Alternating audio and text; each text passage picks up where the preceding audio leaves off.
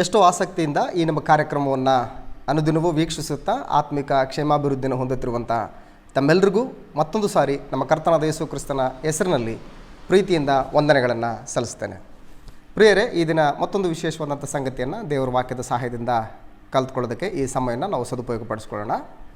ಹಳೆ ಒಡಂಬಡಿಕೆಯಲ್ಲಿ ಪ್ರವಾದಿಯಾದಂಥ ಆಮೋಸನ ಗ್ರಂಥ 8ನೇ ಅಧ್ಯಾಯ 11 ಮತ್ತು 12ನೇ ವಚನದಲ್ಲಿರ್ತಕ್ಕಂಥ ವಿಷಯವನ್ನು ಕುರಿತು ಈ ದಿನ ನಮ್ಮ ವಾಕ್ಯ ಧ್ಯಾನವನ್ನು ಮುಂದುವರಿಸೋಣ. ಕರ್ತನಾದ ಯೆಹೋವನು ಇಂತೆನ್ನುತ್ತಾನೆ, ಆಹಾ, ನಾನು ದೇಶಕ್ಕೆ ಕ್ಷಾಮವನ್ನು ಉಂಟು ಮಾಡುವ ದಿನಗಳು ಬರುತ್ತಿವೆ. ಅದು ಅನ್ನದ ಕ್ಷಾಮವಲ್ಲ, ನೀರಿನ ಕ್ಷಾಮವಲ್ಲ, ಯೆಹೋವನ ವಾಕ್ಯಗಳ ಕ್ಷಾಮವೇ ಅಂತ ಹೇಳ್ತಾ ಇದ್ದಾನೆ. ಓ ಇಸ್ರಾಯೇಲ್ ಪ್ರಜೆಗಳೇ, ನನ್ನ ಪರಿಪಾಲನೆಯ ಜನಾಂಗವೇ, ನನ್ನ ಸಂದೇಶವನ್ನು ಕಿವಿಗೊಟ್ಟು ಕೇಳಿ. ಇದುವರೆಗೂ ಕೇಳಿದಂಥ ಸಂದೇಶ ಇದಲ್ಲ, ಅತ್ಯಂತ ಗಂಭೀರವಾದಂಥ ಸಂದೇಶ. ಇದನ್ನು ನಿರ್ವಹಿಸುವುದಕ್ಕೆ ನಿಮಗೆ ಅತ್ಯಂತ ಕಷ್ಟಕರವಾದಂತಹ ಸಂದೇಶ. ಅದು ಎಂಥ ಸಂದೇಶ ಅಂತಂದರೆ, ಪ್ರವಾದಿಯಾದಂತಹ ಆಮೋಸನ ಮುಖಾಂತರ ಈ ಸಂದೇಶವನ್ನು ರವಾನೆ ಮಾಡ್ತಾ ಇದ್ದಾನೆ ದೇವರು. ದೇಶಕ್ಕೆ ನಾನು ಕ್ಷಾಮವನ್ನು ಉಂಟು ಮಾಡುವ ದಿನಗಳು ಬರುತ್ತಿವೆ. ಭವಿಷ್ಯತ್ತಿನಲ್ಲಿ ಅಂದರೆ ಇಸ್ರಾಯೇಲ್ ಪ್ರಜೆಗಳಿಗೆ, ಅಂದಿನ ಇಸ್ರಾಯೇಲ್ರ ಆ ಪ್ರಜೆಗಳಿಗೆ ಭವಿಷ್ಯತ್ತಿನಲ್ಲಿ ನಿಮಗೆ ಕ್ಷಾಮ, ದೇಶಕ್ಕೆ ಕ್ಷಾಮ ಬರಲಿಕ್ಕಿದೆ. ಅದು ಎಂಥ ಕ್ಷಾಮ ಅಂತಂದರೆ, ಈಗಾಗಲೇ ನೀವು ಅನುಭವಿಸಿದಂಥ ಕ್ಷಾಮವಂಥದ್ದಲ್ಲ. ಇದುವರೆಗೂ ನೀವು ಅನುಭವಿಸಿದಂತಹ, ರುಚಿ ನೋಡಿದಂತಹ ಕ್ಷಾಮದಂತಹ ಕ್ಷಾಮವಲ್ಲ. ಅದು ಅನ್ನದ ಕ್ಷಾಮವಲ್ಲ, ಅದು ನೀರಿನ ಕ್ಷಾಮವಲ್ಲ, ಅದು ಯೆಹೋವನ ವಾಕ್ಯದ ಕ್ಷಾಮ. ಮಾನವನ ಬದುಕಿಗೆ, ಮಾನವ ಬದುಕು ನೀತಿಗನುಸಾರವಾದಂಥ ರೀತಿಯಲ್ಲಿ ಬದುಕಬೇಕಂತಂದರೆ ದೇವರ ವಾಕ್ಯ ಅತ್ಯಂತ ಪ್ರಮುಖವಾದಂತಹ ಭಾಗ. ಮಾನವನ ಜೀವಿತಕ್ಕೆ ಪ್ರಮುಖವಾದಂತಹ ಆ ಭಾಗ ದೇವರ ವಾಕ್ಯದ ಸಂದೇಶ, ದೇವ ದರ್ಶನದ ಸಂದೇಶಗಳು ಇಲ್ಲದಿದ್ದಂಥ ಪಕ್ಷದಲ್ಲಿ ಜನರು ಅಂಕೆ ಮೀರ್ತಾರೆ. ಅನ್ನದ ಕ್ಷಾಮ ಬಂದರೂ ತಡ್ಕೊಳ್ಬೋದು ಮನುಷ್ಯ ಒಂದು ಸಾರಿ, ನೀರಿನ ಕ್ಷಾಮ ಬಂದರೂ ಕೂಡ ಯಾವುದೋ ಒಂದು ರೀತಿಯಲ್ಲಿ ತಡ್ಕೊಳ್ಬೋದು. ಆದರೆ ಯೆಹೋವನ ವಾಕ್ಯದ ಕ್ಷಾಮ ಉಂಟಾದರೆ ಪರಿಸ್ಥಿತಿಗಳು ಭಾಳ ಅಲ್ಲೋಲ ಕಲ್ಲೋಲವಾಗುತ್ತವೆ. ಜ್ಞಾನೋಕ್ತಿಗಳ ಪುಸ್ತಕ 29ನೇ ಅಧ್ಯಾಯ 18ನೇ ವಚನದಲ್ಲಿ ದೇವ ದರ್ಶಕರಿಲ್ಲದಿರುವಲ್ಲಿ ಜನರು ಅಂಕೆ ಮೀರುವರು ಅಂತ ಹೇಳ್ತಾನೆ. ದೈವಿಕ ದರ್ಶನದ ಸಂದೇಶಗಳನ್ನು ತಿಳಿಸುವಂತಹ ದೇವ ದರ್ಶಕರು ಇಲ್ಲ ಅಂತಂದರೆ ಜನರು ಅಂಕೆ ಮೀರ್ತಾರೆ. ತಮಗಿಷ್ಟ ಬಂದಂಥ ರೀತಿಯಲ್ಲಿ ನಡೀತದೆ. ಸಮಾಜದಲ್ಲಿ ದರೋಡೆ, ಕೊಲೆ, ಜಗಳ, ಮೋಸ, ಅನ್ಯಾಯ, ಅಕ್ರಮ, ವ್ಯಭಿಚಾರ, ಹಾದರ ಇವೆಲ್ಲವೂ ಕೂಡ ಸಂಭವಿಸಿದಾಗ ಪರಿಸ್ಥಿತಿಗಳು ಅಲ್ಲಕಲ್ಲೋಲ ಆಗುತ್ತವೆ. ಕಠಿಣವಾದಂಥ ದಿನಗಳು ಎದುರುಗೊಳ್ತವೆ. ಹಾಗಾಗಿ ಓ ಇಸ್ರಾಯೇಲ್ ಪ್ರಜೆಗಳೇ, ಸಂದೇಶವನ್ನು ಬಹಳ ಜಾಗೃತಿಯಿಂದ ಆಲಿಸಿ. ಮುಂದಿನ ದಿನಮಾನಗಳಲ್ಲಿ ನಿಮ್ಮ ಬದುಕಿಗೆ ಕ್ಷಾಮವನ್ನು ನಾನು ಬರಮಾಡಲಿಕ್ಕಿದ್ದೀನಿ, ದೇಶಕ್ಕೆ ಕ್ಷಾಮವನ್ನು ಬರಮಾಡಲಿಕ್ಕಿದ್ದೀನಿ. ಅದು ಎಂಥ ಕ್ಷಾಮ ಅಂತಂದರೆ, ಅದು ಅನ್ನದ ಕ್ಷಾಮವಲ್ಲ, ನೀರಿನ ಕ್ಷಾಮವಲ್ಲ, ಅದು ಯೆಹೋವನ ವಾಕ್ಯವೆಂಬ ಕ್ಷಾಮ. ದೇವರ ವಾಕ್ಯದ ಕೊರತೆ ನಿಮ್ಮ ಜೀವಿತಕ್ಕೆ ಉಂಟಾದರೆ ನಿಮ್ಮ ಬದುಕು ಯಾವ ರೀತಿ ಇರುತ್ತೆ ಆಲೋಚನೆ ಮಾಡಿ. ದೈವಿಕ ಸಂದೇಶ, ದೈವಿಕ ನಿಯಮಗಳು, ದೈವಿಕ ಆಲೋಚನೆಗಳು ಮನುಷ್ಯನ ಬದುಕಿಗೆ ಇಲ್ಲ ಅಂತಂದರೆ ಮನುಷ್ಯ ಪಶುಪ್ರಾಯದಂಥವನಾಗ್ತಾನೆ. ಮನುಷ್ಯ ಪ್ರಾಣಿಗಿಂತಲೂ ಮಿಗಿಲಾಗಿ, ಪ್ರಾಣಿಗಿಂತಲೂ ಕೀಳಾಗಿ, ಪ್ರಾಣಿಗಿಂತಲೂ ಹೀನಾಯವಾದಂಥ ಬದುಕನ್ನು ಬದುಕಲಿಕ್ಕೆ ಸಾಧ್ಯ. ಹಾಗಾಗಿ ಈ ಕ್ಷಾಮ ನಿಮ್ಮ ಆತ್ಮಗಳಿಗೆ, ನಿಮ್ಮ ಬದುಕಿಗೆ ಪ್ರಯೋಜನಕರವಾದಂಥದ್ದಲ್ಲ. ಇದು ಎಂಥ ಕ್ಷಾಮ ಅಂತಂದರೆ ಯೆಹೋವನ ವಾಕ್ಯವೆಂಬ ಕ್ಷಾಮ. ಆ ಕ್ಷಾಮ ಬರಮಾಡಿದಾಗ ಮನುಷ್ಯನ ಬದುಕು ಹೇಗಿರುತ್ತಂತಂದರೆ, ಅದೇ ಜ್ಞಾನೋಕ್ತಿಗಳ ಪುಸ್ತಕ 30ನೇ ಅಧ್ಯಾಯ 2ನೇ ವಚನದಲ್ಲಿ ದೇವರ ವಾಕ್ಯ ಜ್ಞಾನ ಇಲ್ಲದೇ ಇರತಕ್ಕಂಥ ಒಬ್ಬ ಮನುಷ್ಯ, ದೇವರನ್ನು ಅರ್ಥ ಮಾಡಿಕೊಳ್ಳದೇ ಇರತಕ್ಕಂಥ ಮನುಷ್ಯನ ಪರಿಸ್ಥಿತಿ ಹೇಗಿರುತ್ತೆ ಅಂತಕ್ಕಂಥದ್ದನ್ನು ಇಲ್ಲಿ ನಾವು ಕಾಣಬಹುದು. ಮನುಷ್ಯರಲ್ಲಿ ನನ್ನಂಥ ಪಶುಪ್ರಾಯನೂ ಇಲ್ಲವಷ್ಟೇ, ಮಾನುಷ್ಯ ವಿವೇಕವೂ ನನಗಿಲ್ಲ, ನಾನು ಜ್ಞಾನವನ್ನು ಪಡೆದುಕೊಂಡಿಲ್ಲ, ಪರಿಶುದ್ಧನ ವಿಷಯವಾದ ತಿಳುವಳಿಕೆಯನ್ನು ಹೊಂದಿಲ್ಲ. ಪರಿಶುದ್ಧನಾದ ದೇವರ ವಿಷಯವನ್ನು ತಿಳ್ಕೊಳ್ಳದಿದ್ದರೆ ಮಾನವ ಹೇಗಾಗ್ತಾನೆ ಅಂತಂದರೆ ಪಶುಪ್ರಾಯನು, ಪಶುವಿನಂತೆ ಆಗ್ತಾನೆ, ಮೃಗದಂತೆ ಆಗ್ತಾನೆ, ಮೃಗದಂತೆ ವರ್ತಿಸ್ತಾನೆ. ಸಂಬಂಧಗಳು ಯಾವುದೋ ಗೊತ್ತಾಗಲ್ಲ, ಬದುಕಿನ ನೀತಿ ನಿಯಮಗಳು ಇಲ್ಲದಂತೆ ಅಂಕೆ ಮೀರಿ ನಡೆಯುವುದಕ್ಕೆ ಸಾಧ್ಯತೆಗಳು ಜಾಸ್ತಿ ಆಗುತ್ತೆ. ಆ ಸಾಧ್ಯತೆಗಳು ಜಾಸ್ತಿ ಯಾವಾಗ ಆಗುತ್ತೆ ಅಂತಂದರೆ, ಅದು ಅನ್ನದ ಕ್ಷಾಮ ಉಂಟಾದಾಗ ಉಂಟಾಗುವಂಥ ಕ್ಷಾಮವಲ್ಲ, ಅದು ನೀರಿನ ಕ್ಷಾಮ ಉಂಟಾಗುವ ಕ್ಷಾಮವಲ್ಲ, ಅದು ಯೆಹೋವನ ವಾಕ್ಯ ಎಂಬ ಕ್ಷಾಮ ಉಂಟಾದಾಗ ಮನುಷ್ಯ ಪಶುಪ್ರಾಯದಂಥವನಾಗ್ತಾನೆ. ಜನರು ಅಂಕೆ ಮೀರಿ ನಡೀತಾರೆ. ದೈವಿಕ ಆಲೋಚನೆ, ದೈವಿಕ ಚಿಂತನೆಗಳು ಇಲ್ಲದೇ ಇದ್ದರೆ ಮನುಷ್ಯನ ಬದುಕು ಅಧೋಗತಿಗೆ ತಲುಪುತ್ತೆ. ಸಮಾಜ ಅಲ್ಲಕಲ್ಲೋಲವಾಗಿ, ಸಮಾಜದಲ್ಲಿ ಶಾಂತಿ ಹದಗೆಡುವಂಥ ರೀತಿಯಲ್ಲಿ ಪರಿಸ್ಥಿತಿಗಳು ಉಲ್ಬಣ ಆಗುತ್ತೆ. ಹಾಗಾಗಿ ಯೆಹೋವನ ವಾಕ್ಯದ ಕ್ಷಾಮ ಉಂಟಾದರೆ ಮನುಷ್ಯನ ಬದುಕು ಯಾವ ರೀತಿ ಇರುತ್ತಂದರೆ, ರೋಮಾಪುರದವರು ಬರೆದ ಪತ್ರಿಕೆ 1ನೇ ಅಧ್ಯಾಯ 23ನೇ ವಚನದಲ್ಲಿ ಮನುಷ್ಯ ದೇವರ ವಾಕ್ಯವನ್ನು ಕೇಳದೇ ಇದ್ದಂಥ ಸಂದರ್ಭದಲ್ಲಿ, ದೈವಿಕ ಆಲೋಚನೆಗಳು ದೈವಿಕ ಚಿಂತನೆಗಳು ಇಲ್ಲದೇ ಇದ್ದಾಗ ಮನುಷ್ಯನ ಬದುಕು ಯಾವ ರೀತಿ ಆಗುತ್ತೆ ಅಂತಂದರೆ 21ನೇ ವಚನದಲ್ಲಿ, ಯಾಕೆಂದರೆ ದೇವರ ವಿಷಯವಾಗಿ ಅವರಿಗೆ ತಿಳುವಳಿಕೆ ಇದ್ದರೂ ಅವರು ಆತನನ್ನು ದೇವರೆಂದು ಘನಪಡಿಸಲಿಲ್ಲ, ಆತನ ಉಪಕಾರಗಳನ್ನು ನೆನೆಸಿ ಆತನನ್ನು ಸ್ತುತಿಸಲಿಲ್ಲ. ಅವರು ವಿಚಾರ ಮಾಡಿ ಮಾಡಿ ಫಲ ಕಾಣಲಿಲ್ಲ, ವಿವೇಕವಿಲ್ಲದ ಅವರ ಮನಸ್ಸು ಕತ್ತಲಾಯಿತು. ದೇವರ ಸಂದೇಶ ಇದುವರೆಗೂ ದೇವರು ರವಾನೆ ಮಾಡ್ತಾ ಇದ್ದಾನೆ ತನ್ನ ಪ್ರವಾದಿಗಳ ಮುಖಾಂತರ, ಯಾಜಕರ ಮುಖಾಂತರ, ತನ್ನ ದೇವಜನರ ಮುಖಾಂತರವಾಗಿ ದೇವರು ತನ್ನ ಸಂದೇಶವನ್ನು, ತನ್ನ ಉಪದೇಶವನ್ನು, ಮಾನವನ ಕ್ಷೇಮಕ್ಕೆ ಅನುಕೂಲಕರವಾದಂಥ ವಾತಾವರಣವನ್ನು ದೇವರು ಮಾನವನ ಜೀವಿತಕ್ಕೆ ವಿಸ್ತರಿಸುವಂಥ ನಿಟ್ಟಿನಲ್ಲಿ ಮನುಷ್ಯರು ಅದನ್ನು ಸ್ವೀಕರಿಸುವಂಥ ಮನಸ್ಸಿಲ್ಲದೆ ಹೃದಯಗಳನ್ನು ಕಠಿಣಪಡಿಸಿಕೊಂಡು ಕಿವಿಯನ್ನು ಮಂದ ಮಾಡಿಕೊಂಡು ದೇವರಿಗೆ ತಿರುಗಿ ಬಿದ್ದು ದೇವರಿಗೆ ಬೆನ್ನು ಕೊಟ್ಟು ಬದುಕನ್ನು ಮುಂದುವರಿಸಿದ್ರೆ ಅವರು ಯಾವ ರೀತಿ ಇರ್ತಾರೆ ಅಂತಂದರೆ, ವಿವೇಕವಿಲ್ಲದ ಅವರ ಮನಸ್ಸು. ಈ ರೀತಿ ದೇವರ ಸಂದೇಶಗಳನ್ನು ಕೇಳದೆ ಅವುಗಳ ಪ್ರಕಾರ ಜೀವಿತಗಳನ್ನು ಕಟ್ಟಿಕೊಳ್ಳದೆ ಇದ್ದಂಥ ಸಂದರ್ಭದಲ್ಲಿ ಮನಸ್ಸು ಕತ್ತಲಾಗಿ ಹೋಗುತ್ತೆ. ಕತ್ತಲಾದಂಥ ಮನಸ್ಸಿನಲ್ಲಿ ಅದರ ಅಧಿಕಾರ, ಅದರ ಪ್ರಭಾವ ಯಾರ್ದು ಅಂತಂದರೆ ಅಂಧಕಾರದ ದೊರೆತನ, ಅದು ಸೈತಾನನ ಪ್ರಭಾವ. ಅಂಥ ಪ್ರಭಾವ, ಅಂಥ ಅಂಧಕಾರದಲ್ಲಿ ದೇವರ ಪರಿಪಾಲನೆ ನಡೆಯೋದಕ್ಕೆ ಸಾಧ್ಯವಿಲ್ಲ. ಅದು ಯಾವಾಗ ಸಾಧ್ಯ ಅಂತಂದರೆ ದೇವರ ವಾಕ್ಯವನ್ನು ಕೇಳಿ ಕೈಕೊಂಡು ನಡೆಯುವವರಲ್ಲಿ ದೇವರ ಪರಿಪಾಲನೆ, ದೇವರ ವಿಶೇಷವಾದಂಥ ಸುಭೀಕ್ಷತೆ ಉಂಟಾಗುತ್ತೆ ಹೊರತಾಗಿ ದೇವರ ವಾಕ್ಯದ ಕ್ಷಾಮ ಉಂಟಾದರೆ, ಮನುಷ್ಯನಲ್ಲಿ ದೇವರ ವಾಕ್ಯದ ಕೊರತೆ ಉಂಟಾದಾಗ, ಮನುಷ್ಯನಲ್ಲಿ ದೈವಿಕ ಚಿಂತನೆಗಳ ಕೊರತೆ ಉಂಟಾದಾಗ ಮನುಷ್ಯ ಯಾವ ರೀತಿಯಾದಂತಹ ಹೀನವಾದಂಥ ಸ್ಥಿತಿಗೆ ಜಾರ್ತಾನಂತಂದರೆ ಅವನ ಮನಸ್ಸು, ವಿವೇಕವಿಲ್ಲದಂಥ ಮನಸ್ಸು ಕತ್ತಲಾಗುತ್ತೆ. ತಾವು ಜ್ಞಾನಿಗಳೆಂದು ಹೇಳಿಕೊಂಡು ಹುಚ್ಚರಾದರೂ ದೇವರ ವಾಕ್ಯದ ಕ್ಷಾಮ ಉಂಟಾದಾಗ, ಯೆಹೋವನ ವಾಕ್ಯದ ಕ್ಷಾಮ ಉಂಟಾದಾಗ, ಬರಗಾಲ ಉಂಟಾದಾಗ ಮನುಷ್ಯನ ಪರಿಸ್ಥಿತಿ ಹೇಗಾಗುತ್ತಂತಂದರೆ, ಲಯವಿಲ್ಲದ ದೇವರ ಮಹಿಮೆಯನ್ನು ಬಿಟ್ಟು ಅದಕ್ಕೆ ಬದಲಾಗಿ ಲಯವಾಗುವ ಮನುಷ್ಯ ಪಶುಪಕ್ಷಿ ಸರ್ಪಾದಿಗಳ ಮೂರ್ತಿಯನ್ನು ಮಾಡಿಕೊಂಡು ಅದಕ್ಕೆ ಅಡ್ಡ ಬೀಳ್ತಾರೆ. ದೇವರ ವಾಕ್ಯದ ಕ್ಷಾಮ ಉಂಟಾದಾಗ ಮನುಷ್ಯನ ಬದುಕು ಈ ರೀತಿಯಾಗಿ ಸಾಗುತ್ತೆ. ಆದ್ದರಿಂದ ಇದು ಅಂತಿಂತ ಕ್ಷಾಮವಲ್ಲ, ಇದು ಅನ್ನದ ಕ್ಷಾಮವಲ್ಲ, ನೀರಿನ ಕ್ಷಾಮವಲ್ಲ, ಯೆಹೋವನ ವಾಕ್ಯವೆಂಬ ಕ್ಷಾಮ.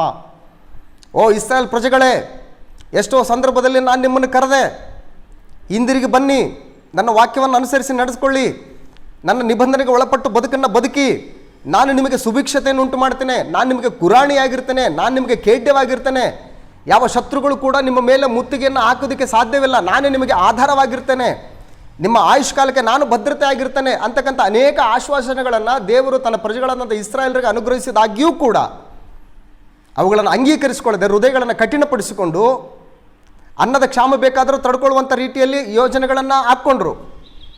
ನೀರಿನ ಕ್ಷಾಮ ಉಂಟಾದಾಗ ಆ ನೀರಿನ ಕ್ಷಾಮವನ್ನು ನಿವಾರಣೆ ಮಾಡ್ಕೊಳ್ತಕ್ಕಂಥ ನಿಟ್ಟಿನಲ್ಲಿ ಅನೇಕ ರೂಪ ರೇಷೆಗಳನ್ನು, ಯೋಜನೆಗಳನ್ನು ಹಾಕ್ಕೊಂಡು ಆ ಕ್ಷಾಮವನ್ನು ಪರಿಹರಿಸ್ಕೊಂಡ್ರು. ಆದರೆ ಪರಿಹರಿಸಿಕೊಳ್ಳಲಾಗದಂತಹ ಕ್ಷಾಮ ಅದು ಯೆಹೋವನ ವಾಕ್ಯವೆಂಬ ಕ್ಷಾಮ. ಅದು ಒಂದು ವೇಳೆ ಪರಿಹಾರ ಆಗಬೇಕು ಅಂತಂದರೆ ಅದು ದೇವರಿಂದಲೇ ಪರಿಹಾರ ಆಗಬೇಕು. ಅಂಥ ಕ್ಷಾಮವನ್ನು ನಾನು ಬರಮಾಡ್ತೀನಿ. ಅಂಥ ಕ್ಷಾಮ ಬಂದರೆ ನಿಮ್ಮ ಬದುಕು ಹೇಗಿರುತ್ತೆ? ಭಾಳ ದುಸ್ತರವಾಗಿರುತ್ತೆ, ಭಾಳ ಚಿಂತಾಜನಕವಾಗಿರುತ್ತೆ. ಸಮಾಜದಲ್ಲಿ ನೀತಿ ಸಂಹಿತೆ ಅಂತಕ್ಕಂಥದ್ದು ಕೆಟ್ಟೋಗಿ ಬದುಕು ಅಸ್ತವ್ಯಸ್ತ ಆಗುತ್ತೆ.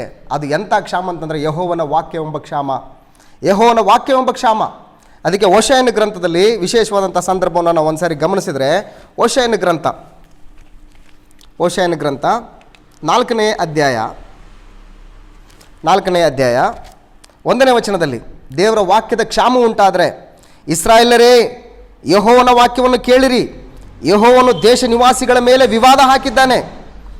ದೇವರು ವಿವಾದ ಹಾಕಿದನಂತೆ, ದೇಶ ನಿವಾಸಿಗಳ ಮೇಲೆ ವಿವಾದ ಹಾಕಿದನಂತೆ. ವಿವಾದ ಏನಕ್ಕೆ ಆ ವಿವಾದ ಅಂತಂದರೆ, ಪ್ರೀತಿ, ಸತ್ಯತೆ, ದೇವಜ್ಞಾನಗಳು ದೇಶದಲ್ಲಿಲ್ಲ. ಯೆಹೋವನ ವಾಕ್ಯದ ಕ್ಷಾಮ ಉಂಟಾದಾಗ ದೇಶದ ಪರಿಸ್ಥಿತಿ ಹೇಗಾಗುತ್ತೆ, ದೇಶ ಯಾವ ರೀತಿಯಾದಂಥ ಅಧೋಗತಿಗೆ ಜಾರುತ್ತೆ ಅನ್ನುವಂಥದ್ದಕ್ಕೆ ವಿಶೇಷವಾದಂಥ ಒಂದು ಪ್ರಸ್ತಾಪವನ್ನು ದೇವರ ವಾಕ್ಯದಲ್ಲಿ ತಿಳಿಸ್ತದೆ ಪ್ರಿಯರೇ. ಏಕೆಂದರೆ ಪ್ರೀತಿ, ಸತ್ಯತೆ, ದೇವಜ್ಞಾನಗಳು ದೇಶದಲ್ಲಿಲ್ಲ. ದೇಶದಲ್ಲಿ ದೇವರ ವಾಕ್ಯದ ಬರಗಾಲ ಉಂಟಾದಾಗ, ಯೆಹೋವನ ವಾಕ್ಯ ಕ್ಷಾಮದ ಉಂಟಾದಾಗ ಏನಾಗುತ್ತಂತಂದರೆ ಸುಳ್ಳು ಸಾಕ್ಷಿ, ನರಹತ್ಯ, ಕಳ್ಳತನ, ವ್ಯಭಿಚಾರ ಇವುಗಳೇ ನಡೆಯುತ್ತವೆ, ದೊಂಬಿಗಳು ಆಗುತ್ತಲಿವೆ. ದೇಶವೆಲ್ಲ ರಕ್ತಮಯವಾಗಿದೆ. ಈಗಿರಲು ದೇಶವು ನರಳುವುದು, ಅದರಲ್ಲಿ ವಾಸಿಸುವ ಸಕಲ ಭೂಜಂತುಗಳು, ಆಕಾಶ ಪಕ್ಷಿಗಳು ಬಳಲಿ ಹೋಗುವವು, ಸಮುದ್ರದ ಮೀನುಗಳು ಸಹ ನೀಗಿ ಹೋಗುವವು. ಯಾವನೂ ಎದುರಿಸದಿರಲಿ, ಯಾವನೂ ಖಂಡಿಸದಿರಲಿ. ನಿಮ್ಮ ಜನರು ಯಾಜಕನೊಂದಿಗೆ ಹೋರಾಡುವವರಂತಿದ್ದಾರೆ. ಆಹಾ ಯಾಜಕರೇ, ನೀವು ಹಗಲಿನಲ್ಲಿ ಎಡುವಿರಿ, ರಾತ್ರಿಯಲ್ಲಿ ನಿಮ್ಮೊಂದಿಗೆ ಪ್ರವಾದಿಗಳೂ ಎಡುವರು. ನಾನು ನಿಮ್ಮ ವಂಶ ಮೂಲವನ್ನು ನಾಶ ಮಾಡುವೆನು. ನನ್ನ ಜನರು ಜ್ಞಾನಹೀನರಾಗಿ ಹಾಳಾಗಿದ್ದಾರೆ. ನೀವು ಜ್ಞಾನವನ್ನು ತಳ್ಳಿಬಿಟ್ಟಿದ್ದರಿಂದ ಇನ್ನು ನನಗೆ ಯಾಜಕ ಸೇವೆ ಮಾಡದಂತೆ ನಾನು ನಿಮ್ಮನ್ನು ತಳ್ಳಿಬಿಡುವೆನು. ನೀವು ನಿಮ್ಮ ದೇವರ ಧರ್ಮೋಪದೇಶವನ್ನು ಮರೆತ ಕಾರಣ ನಾನು ನಿಮ್ಮ ಸಂತತಿಯವರನ್ನು ಮರೆಯುವೆನು. ದೇವರು ಬರಗಾಲ ಉಂಟು ಮಾಡೋದಕ್ಕೆ ಕಾರಣ ಅದು ಎಂಥ ಬರಗಾಲ ಅಂದರೆ ದೇವರ ವಾಕ್ಯವೆಂಬ ಕ್ಷಾಮ. ಯಾಕೆ ಆ ವಾಕ್ಯವೆಂಬ ಕ್ಷಾಮವನ್ನು ದೇವರು ಬರಮಾಡ್ತಾನೆ ಅಂತಂದರೆ, ನೀವು ನನ್ನ ವಾಕ್ಯವನ್ನು ತಳ್ಳಿಬಿಟ್ಟಿದ್ದೀರಿ, ನನ್ನ ಉಪದೇಶವನ್ನು ನೀವು ನಿರಾಕರಿಸಿದಿರಿ. ಹಾಗಾಗಿ ಯೆಹೋವನ ವಾಕ್ಯವೆಂಬ ಕ್ಷಾಮ ಉಂಟಾಗುತ್ತೆ. ಯೆಹೋವನ ವಾಕ್ಯವೆಂಬ ಕ್ಷಾಮ ಉಂಟಾಗುತ್ತದೆ. ಯೆರೆಮೀಯನ ಗ್ರಂಥ 22ನೇ ಅಧ್ಯಾಯದಲ್ಲಿ, ಯೆರೆಮೀಯನ ಗ್ರಂಥ 22ನೇ ಅಧ್ಯಾಯ, ಯೆರೆಮೀಯನ ಗ್ರಂಥ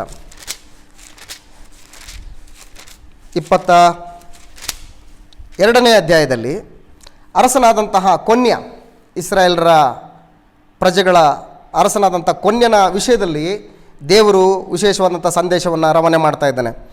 28ನೇ ವಚನ, 22ನೇ ಅಧ್ಯಾಯ 28ನೇ ವಚನ. ಕೊನ್ಯನೆಂಬ ಈ ಮನುಷ್ಯನು ಅಸಡ್ಡೆಗೀಡಾದ ಒಡಕು ಗಡಿಗೆಯೋ, ಯಾರಿಗೂ ಇಷ್ಟವಲ್ಲದ ಮಡಿಕೆಯೋ, ಅವನು ಅವನ ಸಂತತಿಯವರು ಏಕೆ ಬಿಸಾಡಲ್ಪಟ್ಟಿದ್ದಾರೆ, ನೋಡದ ದೇಶಕ್ಕೆ ಏಕೆ ಎಸೆಯಲ್ಪಟ್ಟಿದ್ದಾರೆ.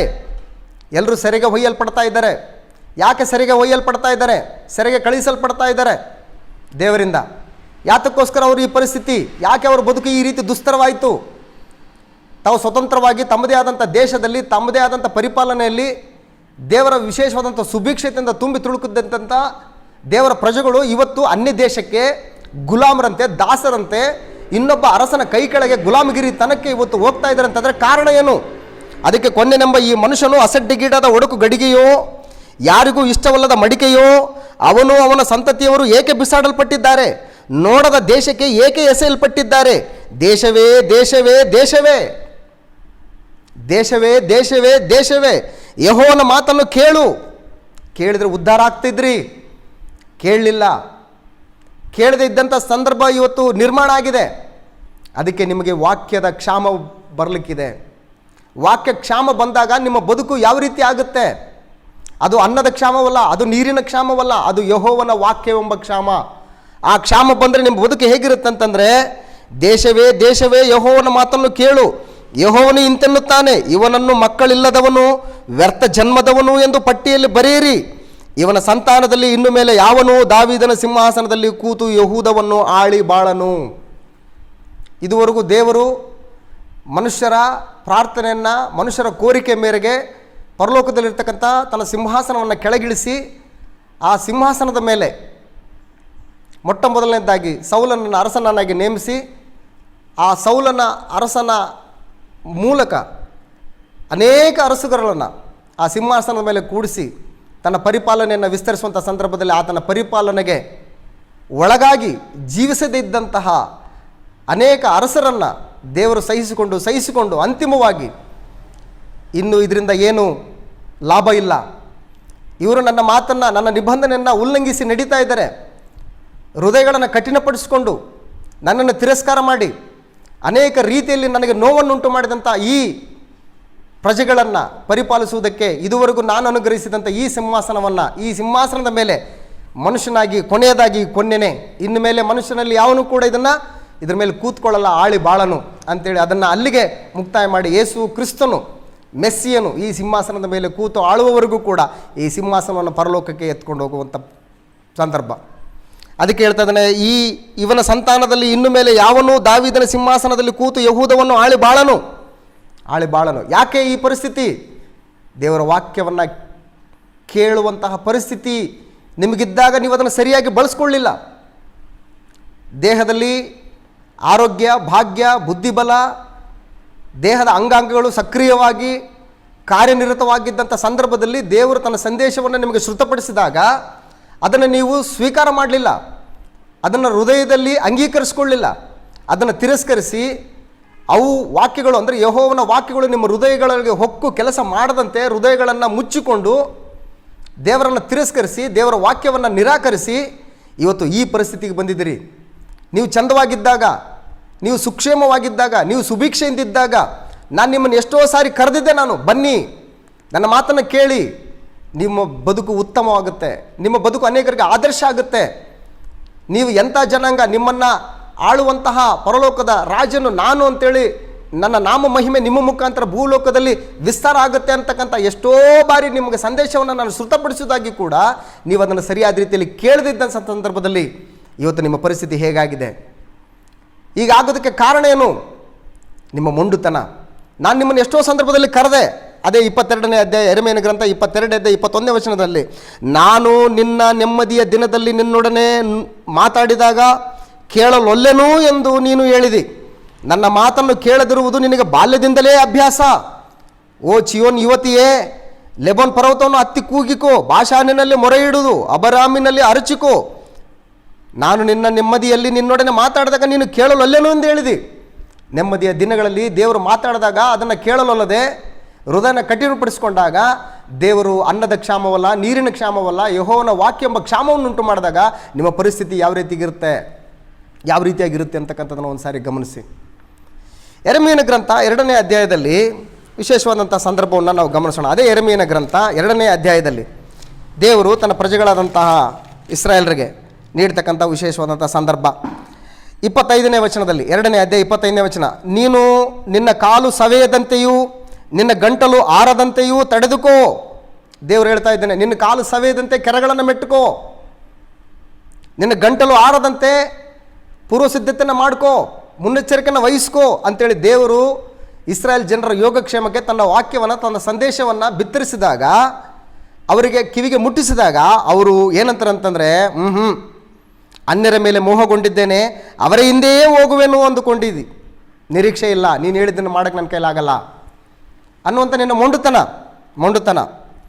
ಹಾಗಾಗಿ ದೇವರು ವಿಶೇಷವಾದಂಥ ಬರಗಾಲವನ್ನು ಬರಮಾಡಲಿಕ್ಕಿದ್ದಾನೆ. ಅದು ಎಂಥ ಬರಗಾಲ ಅಂತಂದರೆ ಅದು ಅಂತಿಂಥ ಬರಗಾಲ ಅಲ್ಲ, ಅದು ಅನ್ನದ ಕ್ಷಾಮವಲ್ಲ, ಅದು ನೀರಿನ ಕ್ಷಾಮವಲ್ಲ, ಯೆಹೋವನ ವಾಕ್ಯವೆಂಬ ಕ್ಷಾಮ. ಈ ರೀತಿಯಾದಂಥ ಕ್ಷಾಮ ಬಂದಾಗ ದೇವರ ಮಾತುಗಳನ್ನು ಕೇಳಲೊಲ್ಲದ ಇಸ್ರಾಯೇಲರ ಮನಸ್ಸುಗಳಿಗೆ ದೇವರ ದಂಡನೆಯನ್ನು ಕಲ್ಪಿಸಿ ಅಂತಿಮವಾಗಿ ಅಶ್ಶೂರಕ್ಕೆ ಅವರನ್ನು ಸೆರೆಯಾಗಿ ಕೊಂಡೊಯ್ಯಲ್ಪಡ್ತಾನೆ. 2ನೇ ಅರಸುಗಳ ಪುಸ್ತಕ 17ನೇ ಅಧ್ಯಾಯದಲ್ಲಿ ನಾವು ಈ ಸಂದರ್ಭವನ್ನು ಗಮನಿಸ್ತೇವೆ.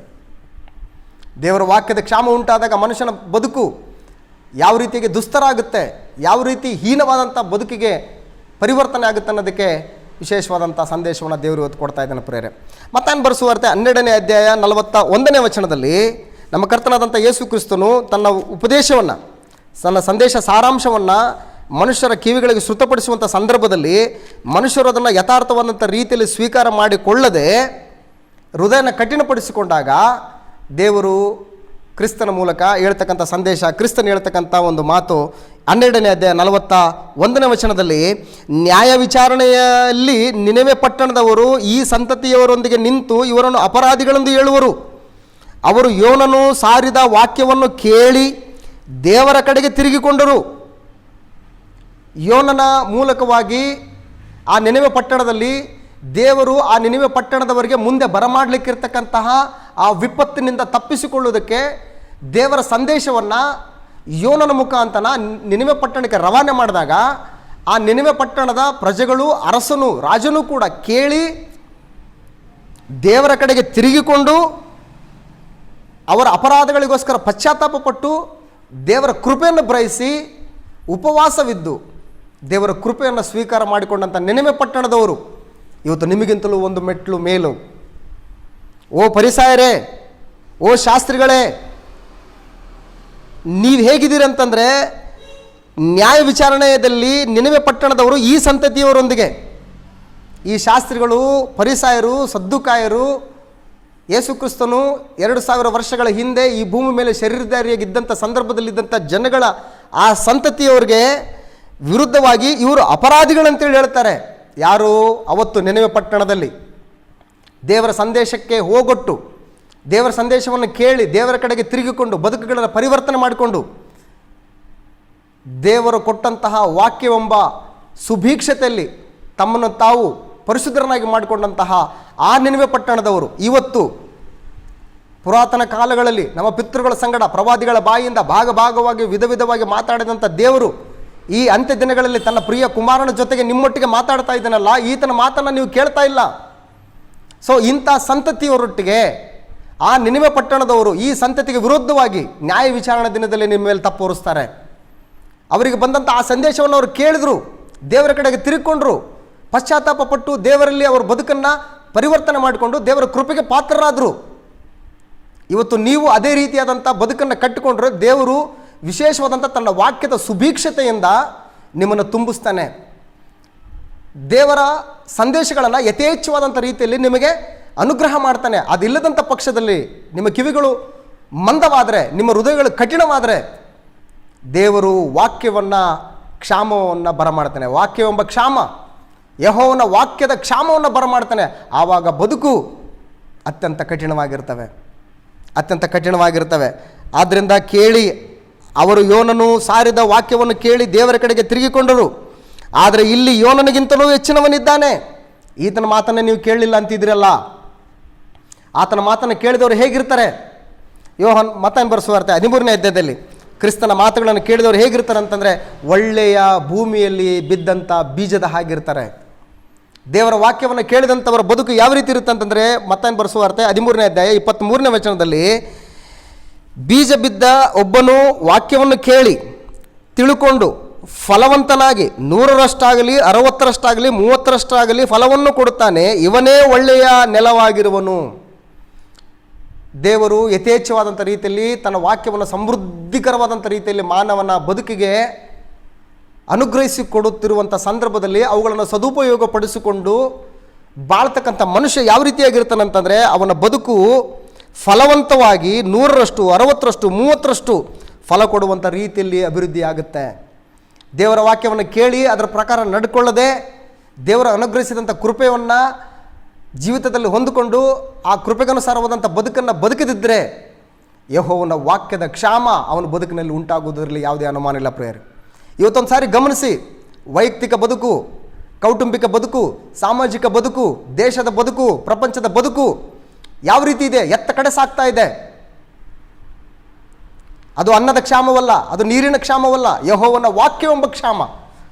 ಆ ಕ್ಷಾಮ ಬಂದರೆ ದೇಶ, ನಾಡು, ರಾಷ್ಟ್ರ, ಪ್ರಪಂಚ ಅಧೋಗತಿಗೆ ತಲುಪುವುದರಲ್ಲಿ ಯಾವುದೇ ಅನುಮಾನ ಇಲ್ಲ. ಪ್ರಿಯರೇ, ಅದು ದೈವಿಕ ಸಂದೇಶಗಳು ಮನುಷ್ಯನ ಹೃದಯದಲ್ಲಿ ಬಿತ್ತಿದಾಗ, ದೈವಿಕ ಚಿಂತನೆ, ದೈವಿಕ ಆಲೋಚನೆ, ದೈವಿಕ ನಿಯಮಗಳಿಗೆ ಮನುಷ್ಯನು ಒಗ್ಗಿಕೊಂಡು ಬದುಕಿದಾಗ ಬದುಕು ಸುಭೀಕ್ಷತೆಯಿಂದ ಕೂಡಿರ್ತದೆ.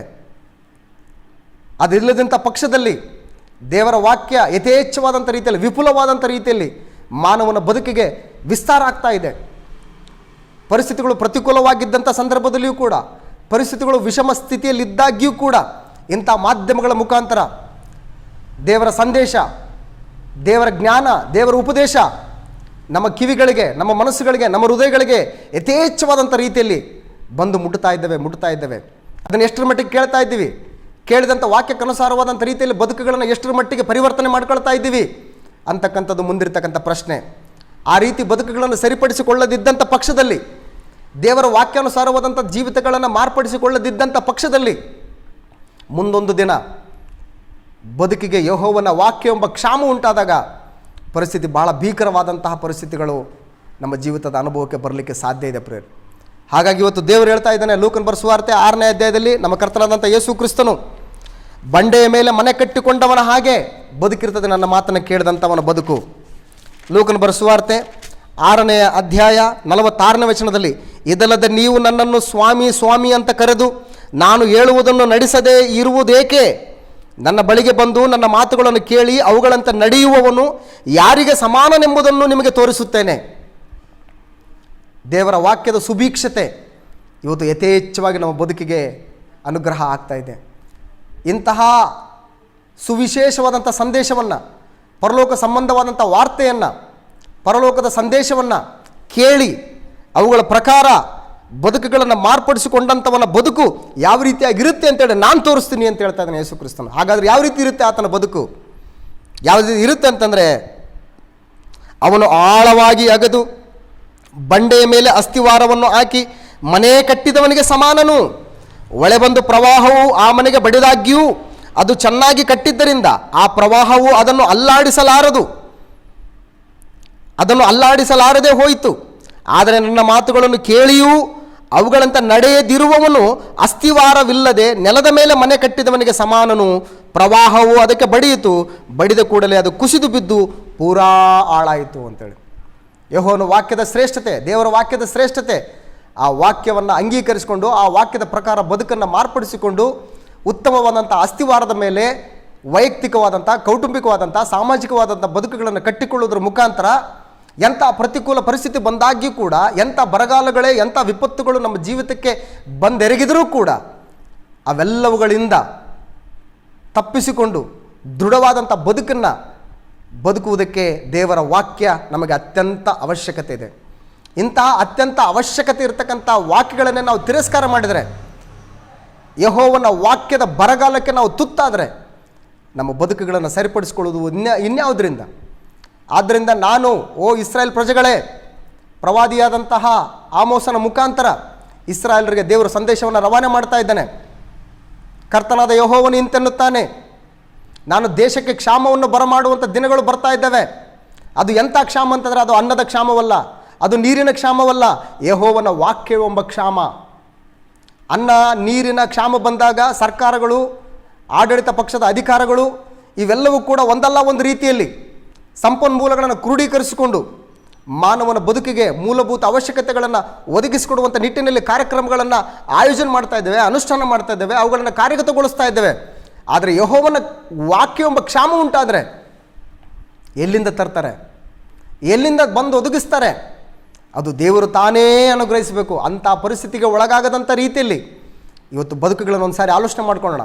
ವೈಯಕ್ತಿಕ ಬದುಕು, ಕೌಟುಂಬಿಕ ಬದುಕು, ಸಾಮಾಜಿಕ ಬದುಕು, ದೇವರ ವಾಕ್ಯ ಸುಭೀಕ್ಷತೆಯಿಂದ ಕೂಡಿದಂಥ ಇಂಥ ಸಂದರ್ಭದಲ್ಲಿ ಆ ವಾಕ್ಯಗಳನ್ನು ಕೇಳಿ ಬದುಕುಗಳನ್ನು ದೇವರಿಗೆ ಇಷ್ಟವಾದಂಥ ರೀತಿಯಲ್ಲಿ ಕಟ್ಕೊಳ್ತಾ ಇದ್ದೀನಾ?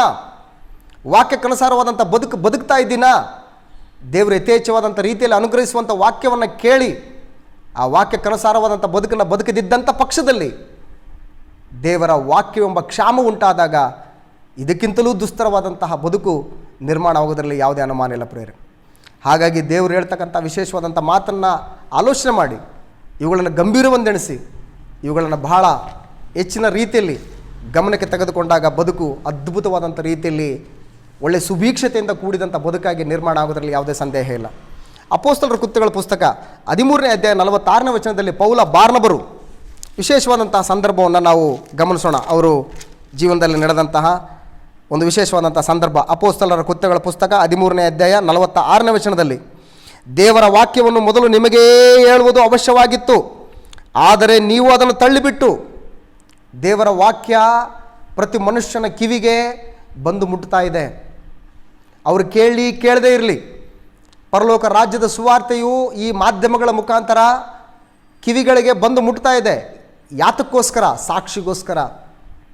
ಲೋಕದ ಕಟ್ಟ ಕಡೆಯವರೆಗೂ ಸುವಾರ್ತೆಯು ಸಾಕ್ಷಿಗೋಸ್ಕರ ಸಾರಲ್ಪಡುವುದು, ಆಗ ಅಂತ್ಯವು ಬರುವುದು. ಯಾಕೆಂತಂದರೆ ಮನುಷ್ಯ ಬಹಳ ಪ್ರಳಯಾಂತಕ, ದೇವರಿಗೆ ಪ್ರಶ್ನೆ ಮಾಡುವಂಥ ರೀತಿಯಲ್ಲಿ ಮುಂಡಿಡದಂತಹ ನಮ್ಮ ಆದಿ ಮಾನವ ಆದಮ, ತಿನ್ನಬಾರದೆಂದು ನಾನು ಹೇಳಿದ ಮರದ ಹಣ್ಣನ್ನು ನೀನು ಏಕೆ ತಿಂದೆ ಆದಮ ಅಂತ ಕೇಳಿದರೆ, ನಾನಲ್ಲ ತಂದೆ, ನಾನಲ್ಲ ದೇವರೇ ತಿಂದಿದ್ದು, ನೀನು ನನ್ನ ಜೊತೆಯಲ್ಲಿ ಇರುವುದಕ್ಕೆ ಕೊಟ್ಟಂತಹ ಈ ಸ್ತ್ರೀ ನನಗೆ ತಿನ್ನುವುದಕ್ಕೆ ಕೊಟ್ಟಳು, ತಪ್ಪು ನಂದಲ್ಲ, ನೀನು ನನಗೋಸ್ಕರ ನನ್ನ ಸಹಕಾರಿಣಿಯನ್ನಾಗಿ ಉಂಟು ಮಾಡಿದಂತಹ ಈ ನಾರಿ, ಈ ಅವಳಿಂದ ನಾನು ಮೋಸ ಹೋಗಿದ್ದು, ನಾನು ತಿಂದಿದ್ದು. ಸೊ ತಪ್ಪ್ಯಾರ್ದು? ಅವಳದು. ಅವಳು ಯಾಕೆ ತಿಂದೆಯಮ್ಮ? ನಾನಲ್ಲ, ಸರ್ಪವು, ನೀನುಂಟು ಮಾಡಿದಂಥ ಸರ್ಪವು ಬಂದು ನನ್ನನ್ನು ವಂಚಿಸಿತು, ನಾನು ತಿಂದೆ. ಅಲ್ಟಿಮೇಟ್ ಆಗಿ, ಅಂತಿಮವಾಗಿ ತಪ್ಪ್ಯಾರ್ದು ಅಂತಂದರೆ ದೇವರೇ ನಿಂದೇ ತಪ್ಪು ಅನ್ನುವಂಥ ರೀತಿಯಲ್ಲಿ ಮನುಷ್ಯ ನಡ್ಕೊಳ್ತಕ್ಕಂಥದ್ದು. ದೇವಾ ತಪ್ಪಾಯಿತು ತಂದೆ, ನಿನ್ನ ಆಜ್ಞೆಯನ್ನು ಉಲ್ಲಂಘಿಸಿದ್ದೀನಿ, ನಿನಗೆ ವಿರುದ್ಧವಾಗಿ ನಡ್ಕೊಂಡಿದ್ದೀನಿ, ನಿನಗೆ ಅಪರಾಧಿಯಾಗಿದ್ದೀನಿ, ನಿನಗೆ ದ್ರೋಹಿಯಾಗಿದ್ದೀನಿ, ನಿನಗೆ ಅವಿಧೇಯನಾಗಿದ್ದೀನಿ, ದಯವಿಟ್ಟು ನನ್ನನ್ನು ಮನಸ್ಸು ಅನ್ನುವಂತಹ ಕೃತಜ್ಞತೆ ಭಾವನೆ, ವಿಧೇಯತೆ ಇಲ್ಲದಂಥ ಮನುಷ್ಯನ ಬದುಕು. ಅಂತಹ ಮನುಷ್ಯನ ಬದುಕನ್ನು ಅರ್ಥಂಥ ದೇವರು ಪರಲೋಕ ರಾಜ್ಯದ ಸಂದೇಶ, ದೈವ ಸಂದೇಶ, ದೈವಿಕ ಆಲೋಚನೆ, ದೈವ ಸಂಕಲ್ಪ ಅಂತಕ್ಕಂಥದ್ದು ಪ್ರತಿ ಮನುಷ್ಯನಿಗೆ ಸಾಕ್ಷಿಗೋಸ್ಕರ ಸಾರಲ್ಪಡಬೇಕು. ಸಾಕ್ಷಿಗೋಸ್ಕರ ಸಾರಲ್ಪಡಬೇಕು. ಅದಕ್ಕೆ ಹೇಳ್ತಾ ಇದ್ದೇನೆ, ನಾವು ದೇವರ ವಾಕ್ಯವನ್ನು ಮೊದಲು ನಿಮಗೇ ಹೇಳುವುದು ಅವಶ್ಯವಾಗಿತ್ತು, ಆದರೆ ನೀವು ಅದನ್ನು ತಳ್ಳಿಬಿಟ್ಟು. ದೇವರ ವಾಕ್ಯ ವಿಪುಲವಾಗಿ ಬದುಕಿಗೆ ಬಂದೊದಗುವಂಥ ಸಂದರ್ಭದಲ್ಲಿ ಅವುಗಳನ್ನು ಸ್ವೀಕಾರ ಮಾಡೋದು ಬಿಟ್ಟು ಅವುಗಳನ್ನು ತಳ್ಳಿಬಿಟ್ಟು ನಿಮ್ಮನ್ನು ನಿತ್ಯ ಜೀವಕ್ಕೆ ಅಪಾತ್ರರೆಂದು ತೀರ್ಪು ಮಾಡಿಕೊಂಡಿದ್ದರಿಂದ ಈಗೋ ನಾವು ನಿಮ್ಮನ್ನು ಬಿಟ್ಟು ಅನ್ಯ ಜನರ ಕಡೆಗೆ ಹೋಗುತ್ತೇವೆ ಅಂತೇಳಿ. ದೇವರ ವಾಕ್ಯವನ್ನು ಕೇಳಿ ಅಂಗೀಕಾರ ಮಾಡಿಕೊಳ್ತಕ್ಕಂಥವರು ನಿತ್ಯ ಜೀವಕ್ಕೆ ಪಾತ್ರನಾಗಿ ತಮ್ಮನ್ನು ತಾವು ಎಣಿಸ್ಕೊಳ್ತಾರೆ. ದೇವರ ವಾಕ್ಯವನ್ನು ನಿರಾಕರಿಸಿದಂಥವರು ನಿತ್ಯ ಜೀವಕ್ಕೆ ಅಪಾತ್ರರಂತೇಳಿ ತಮ್ಮನ್ನು ತಾವು ನಿರ್ಣಯಿಸ್ಕೊಳ್ತಕ್ಕಂಥ ಪರಿಸ್ಥಿತಿ. ಹಾಗಾಗಿ ಪ್ರಿಯರೇ, ಕಾಲಗಳು ಭಾಳ ಕಠಿಣವಾಗಿರೋದ್ರಿಂದ ದೇವರು ತನ್ನ ವಿಶೇಷವಾದಂಥ ಕೃಪೆಯನ್ನು, ತನ್ನ ಸಂದೇಶವನ್ನು, ತನ್ನ ವಾಕ್ಯ ಸಾರಾಂಶವನ್ನು ನಮ್ಮ ಬದುಕುಗಳಿಗೆ ರವಾನೆ ಮಾಡ್ತಾ ಇದ್ದಾನೆ. ಎಷ್ಟರ ಮಟ್ಟಿಗೆ ಅವುಗಳನ್ನು ಸ್ವೀಕಾರ ಮಾಡಿಕೊಂಡು ಅವುಗಳ ಪ್ರಕಾರ ಬದುಕನ್ನು ಮಾರ್ಪಡಿಸಿಕೊಂಡು ಪರಿಶುದ್ಧ ಬದುಕನ್ನು ಮುಂದುವರಿಸ್ತೀವೋ ಅಥವಾ ನಿರಾಕರಿಸುವುದರಿಂದ ಮುಂದೊಂದು ದಿನದಲ್ಲಿ ದೇವರ ವಾಕ್ಯದ ಬರಗಾಲ ನಮ್ಮ ಜೀವಿತಕ್ಕುಂಟಾದರೆ ಪರಿಸ್ಥಿತಿ ಹೇಳ್ತಿರೋದು.